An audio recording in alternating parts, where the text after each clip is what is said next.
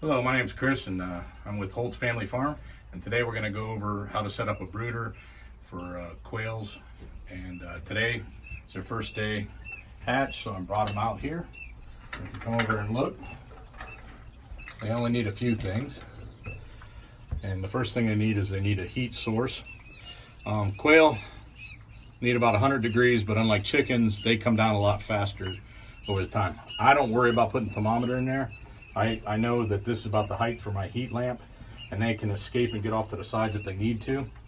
And how you determine that, if you look in here, is if it's too hot, they won't go underneath the heat lamp, so you need to pull the heat lamp up farther away from them. If they're all huddled as a group right here, that means they're not getting enough heat, and you need to put the heat down a little bit closer or add a second heat lamp. And you can add that and put it off to the side, and I've got hooks where you can hang them. Things like that, but I also put them on the outside with the chains, the heat from the outside once it gets warm. It's pretty hot today, so it's a little bit of heat, but tonight it'll cool down, so they'll probably go in there. And in the morning's the best time I use to gauge whether or not the heat's where it's supposed to be, because it's light out, but it's still cool from the night before, so I know whether or not my temperatures are right or not. And I'll probably check tonight before I come back. So the next thing you need to do is your water source. So quail are notorious for drowning when they're little. So if you use anything bigger, these are made for quail. If you use the bigger chicken size ones, just get some marbles and put them inside there, or some stones in there, and that'll keep them from falling in there. But these will be here. Now, when you first get them to know where the water is, you can grab them just like you do little chicks, and you put their little beaks in the water, and then that way they know where the water's at. When we put these guys in today, they went straight to the water and drank. I didn't have to put them in there. About 15 of them went right straight to the water. All right, and I put 2 waters in here because if one of them fails, they've got the other one just in case. And I have a little tray that I put mine on. Over here is their feed. You have to use a game bird feed. You want to have 28% protein's the best to have. That's what I have here. They say you can get away with like 26, but you don't want to go lower than 24 for sure. But 26 to 28 and 28 preferred for little guys. You will watch how fast these guys grow. They almost double in size every day. I use the crumbles, and I use that for my adult birds also, so I don't change their feed at all.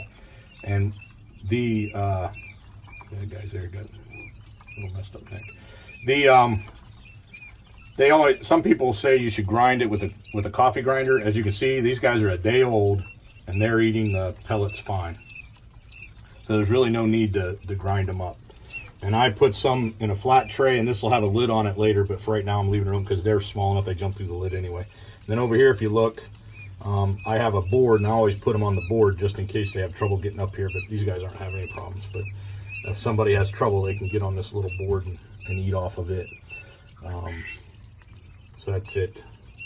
And then for the bedding, I use pine, and these are the bigger pine, but I usually use the fine, but I only had this handy, so I went ahead and put it in. And as you can see, they're not having any problems running around and chasing that. Now, I'm trying to see if I have any that are laying and playing dead. But you'll notice when they're sleeping, they'll look like they're dead to the world. This one here is kind of stretched out a little bit, but they'll lay on their side with their legs straight out and look like they're straight up dead.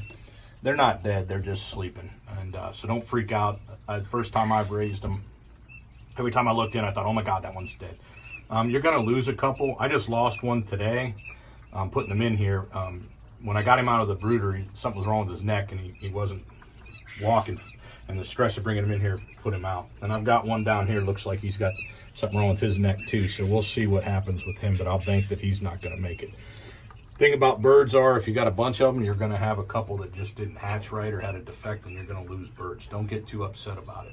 It's probably nothing you did. Now, if you lose a whole bunch of birds, then it's probably something's going on, but you're gonna lose 1 or 2. And usually what I've experienced is you lose 1 or 2 in the first couple days, and then after that, you don't lose hardly any at all.